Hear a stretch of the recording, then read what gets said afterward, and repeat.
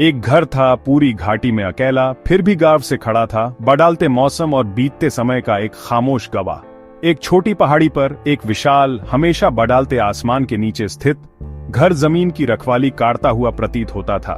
उसकी खिड़कियां ऊपर के अंतहीन नीले और नीचे के हरे भरे मैदान को दर्शाती थीं। इस कोमल ऊंचाई से लेंचो सब कुछ देख सकता था। घुमावदार नदी का हर मोड़, हवा में झूलते सुनहरे मकई के खेत और फालियां जो पोषण और जीवन का वादा करती थीं। यह एक सुंदर दृश्य था, हरे और सुनहरे रंग की एक जीवंत टेपेस्ट्री, अच्छी फसल का वादा और महीनों की कड़ी मेहनत और आशा का इनाम। लेंचो एक साधारण किसान जिसके हाथ कठोर और दिल में उम्मीद थी, अपनी जमीन को परिवार की तरह जानता था। हर हल, हर पौधा, हर पत्थर उसे परिचित था। अब उसे बस बारिश की जरूरत थी, अपने सपनों को साकार करने और फलने फूलने के लिए आखिरी चीज। वह आसमान को देलेटरा रहा, बादलों को एक अनुभवी नजर से पढ़ता रहा, उन संकेतों की तलाश में जो केवल एक किसान ही समझ सकता था। अपनी पत्नी की ओर मुड़ते हुए उसने कहा, अब हमें सच में पानी मिलने वाला है औरत? उसकी आवाज में निश्चितता और एक शांत प्रार्थना दोनों थीं। उसने सिर हिलाया, उसकी आंखें विश्वास और समझ से चमक रही थीं। हाँ, भगवान की मर्जी, उसने जवाब दिया। उसके शब्द आशा की एक कोमल गूंज दे। उनके बच्चे पास में काम कर रहे थे और खेल रहे थे। उनकी हंसी शांत घाटी में गूंज रही थी, मासूमियत और ग्रामीण जीवन के सरल सुखों की याद दिला रही थी। जैसे ही परिवार रात के खाने के लिए इकट्ठा हुआ, पहली बड़ी बूंदें गिरने लागीं, खिड़की के शीशों पर धीरे से थपथपाती हुई और हर चेहरे पर मुस्कान ला रही थी।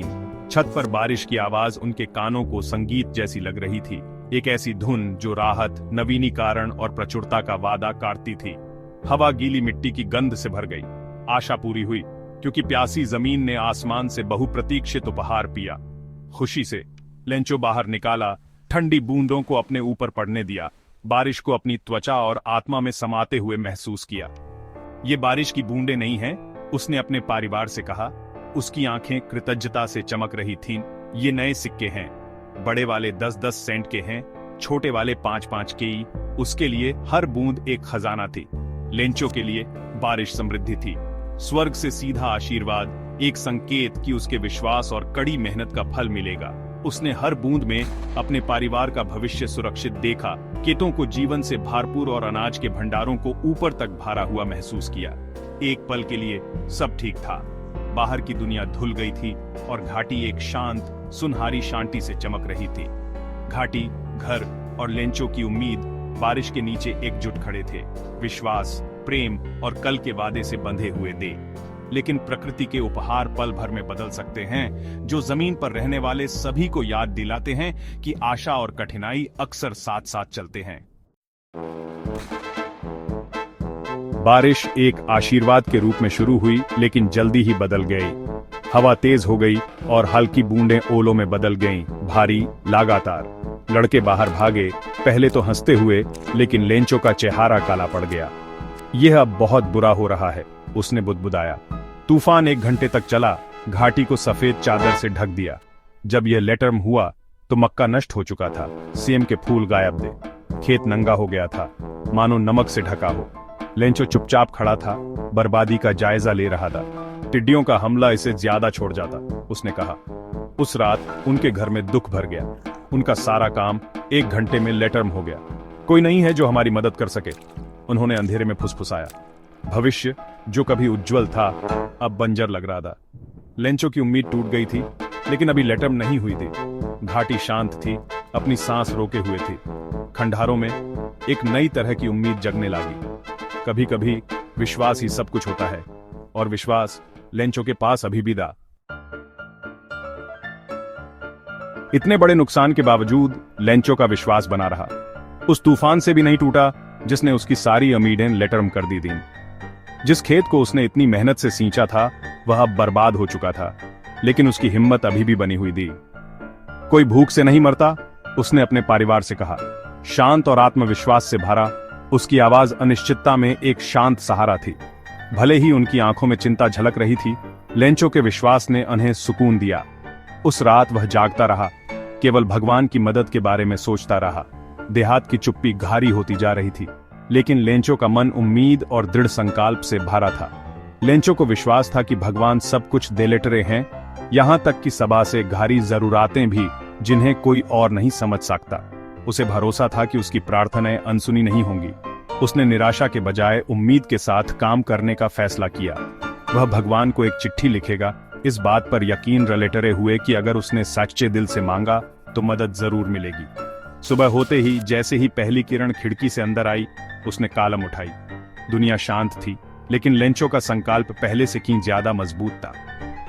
भगवान, अगर आप मेरी मदद नहीं करते तो मेरा परिवार और मैं इस साल भूखे मर जाएंगे।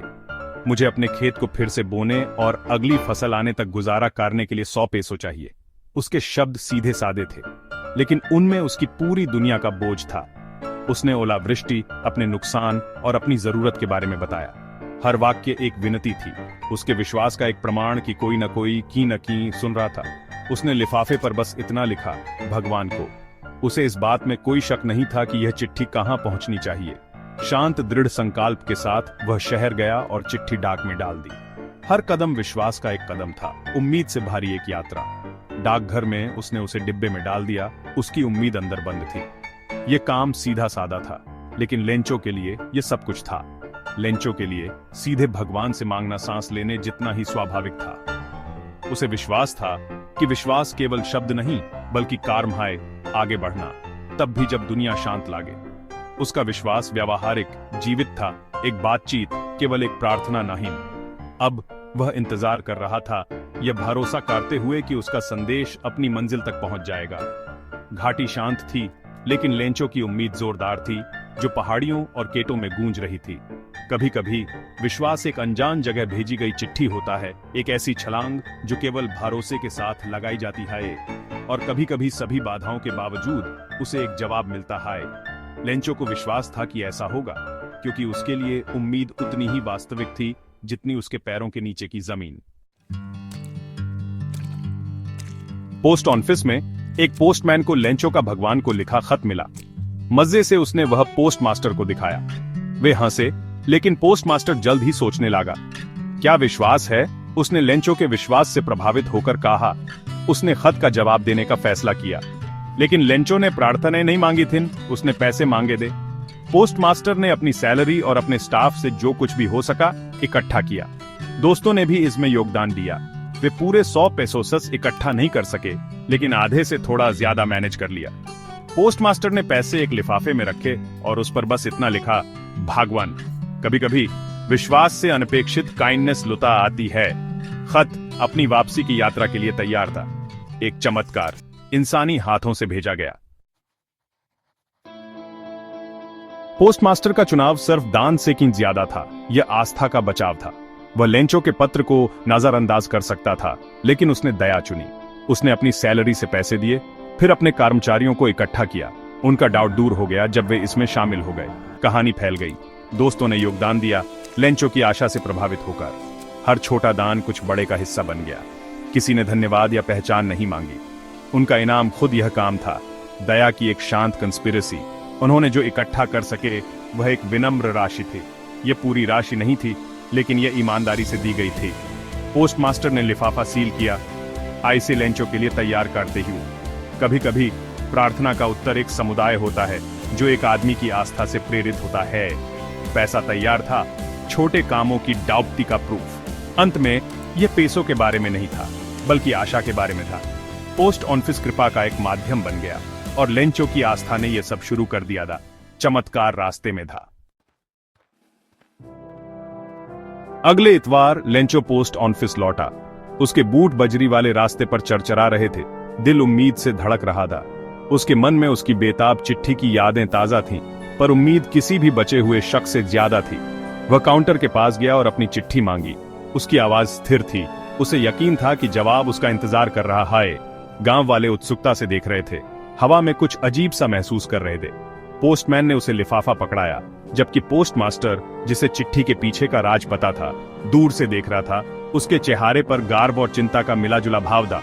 लेंचो ने सावधानी से लिफाफा खोला। उसकी आंखें अंदर के सामान को स्कैन कर रही थीं। उसने नोट गिने, कोई हैरानी नहीं, कोई खुशी नहीं, बस एक शांत उम्मीद, जैसे उसे हमेशा से पता था कि यह पल आएगा। लेंचो को भगवान भरोसे के काबिल थे। बेशक पैसे आ गए थे, उसे एक शांत संतुष्टि महसूस हुई, एक ऐसा एहसास कि दुनिया वैसी ही थी जैसी उसे होनी चाहिए। लेकिन जैसे ही उसने गिना, उसकी भौहें तन गईं, उसके चेहरे पर भ्रम छा गया। कुल रकम उतनी नहीं थी जितनी उसने मांगी थी। रकम उतनी नहीं थी जितनी उसने मांगी थी। निराशा उसके चेहरे पर छा गई और उस पर एक भारी खामोशी छा गई। भगवान गलती नहीं कर सकते थे, लेंचो ने सोचा। उसका विश्वास इतना मजबूत था कि वह ईश्वर पर शक करने की इजाजत नहीं देता था। उसने तय किया, समस्या यहीं धरती पर लोगों के बीच होनी चाहिए। शक अंदर घुस गया जब उसने पोस्ट ऑफिस के चारों ओर देखा। उसकी आंखें सिकुड़ गईं जब उसने अपने आसपास के लोगों पर विचार किया। भगवान पर उसका विश्वास अडिग था, लेकिन लोगों पर उसका भरोसा डगमगा गया। उसने सोचा कि उनमें से कौन भगवान के जवाब में दखल दे सकता था। उसने कागज और स्याही मांगी, चीजों को ठीक करने के लिए दृढ़ था।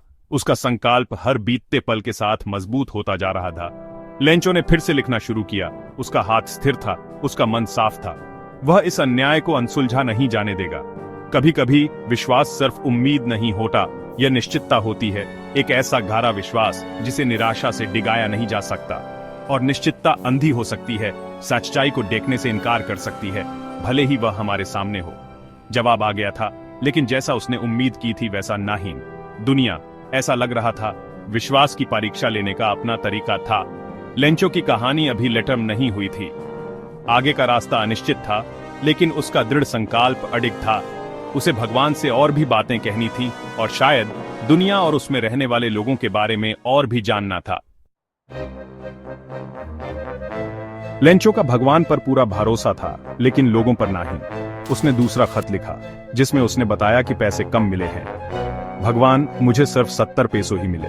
बाकी के पैसे भेज दो, लेकिन मेल से मत भेजना। पोस्ट ऑफिस के कर्मचारी धोखेबाजों का झुंड है। उसके शब्द सीधे थे, उसका शक साफ था। पोस्टमास्टर ने खत पढ़ा, वह हैरान रह गया। उनकी भलाई को चोरी समझ लिया गया था, लेकिन सच बताने से लेंचो का विश्वास टूट जाता, इसलिए वे चुप रहे और इस विडंबना को मान लिया। कभी कभी भलाई की कीमत गलत फहमी होती है। पोस्ट ऑफिस के कर्मचारी उस आदमी की नजरों में धोखेबाज बन गए जिसकी उन्होंने मदद की थी, और लेंचो का विश्वास अटूट रहा, भले ही थोड़ा गलत जगह पर था। लेंचो का दूसरा लेटर छोटा और सीधा था। उसने 70 पेसोस के लिए भगवान का शुक्रिया किया, लेकिन बाकी पैसे चोरी करने का इल्जाम पोस्ट ऑफिस पर लगाया। पोस्टमास्टर और उसके स्टाफ, जिन्होंने उसकी मदद करने के लिए कुर्बानी दी थी, अब चोर खालाए गए। ये आयरॉनिकल था, लगभग कॉमिकल। उन्होंने एंजल्स का रोल प्ले किया था, सिर्फ ठग कहलाने के लिए। फिर भी वे सच नहीं बता सकते थे। ऐसा करने से वो विश्वास टूट जाता जिसे बचाने के लिए उन्होंने इतनी मेहनत की थी। इसलिए उन्होंने चुपचाप इल्जाम कबूल कर लिया। उनका काइंडनेस लुता का काम एक सीक्रेट ही रहेगा। कभी कभी सभा से बड़ा अच्छा काम अनदेखा रह जाता है, और सभा से शुद्ध विश्वास मदद करने वाले हाथों से अंधा हो सकता है। कहानी का सबक साफ था, भले ही बिटर स्वीट। और इस तरह कहानी लेटर्म होती है, विश्वास और विडंबना की एक कहानी। लेंचो के विश्वास ने लोगों को काइंडनेस लुता के लिए प्रेरित किया, भले ही उसने उनकी मदद को धोखा समझा। उसकी प्रार्थना का जवाब स्वर्ग से नहीं, बल्कि आम हाथों से मिला था। उसने जो चमत्कार चाहा था वह इंसानी था, कोई दैवीय नहीं। सच्ची काइंडनेस लुता अक्सर चुपचाप काम करती है, बिना किसी धन्यवाद के ही। पोस्टमास्टर और उसके कर्मचारियों को केवल शक मिला, आभार नहीं। फिर भी उनकी उदारता एक शांत कृपा थी। कभी कभी जो मदद हम ऊपर वाले से चाहते हैं वह हमें अपने आसपास के लोगों में मिल जाती है। विश्वास हमें बनाए रख सकता है, लेकिन यह हमें रोजमर्रा के चमत्कारों के प्रति अंधा भी कर सकता है। लेंचो की कहानी हमें अप्रत्याशित जगहों में काइंडनेस लुता खोजने की याद दिलाती है, क्योंकि एक अजनबी के हाथ भगवान के हाथ हो सकते हैं, और बदमाशों के झुंड से किया गया दान प्रार्थना का सभा से सच्चा जवाब हो सकता है। अंत में विश्वास और काइंडनेस लुता दोनों चमत्कार हैं, अगर हमारे पास उन्हें देखने की आंखें हों।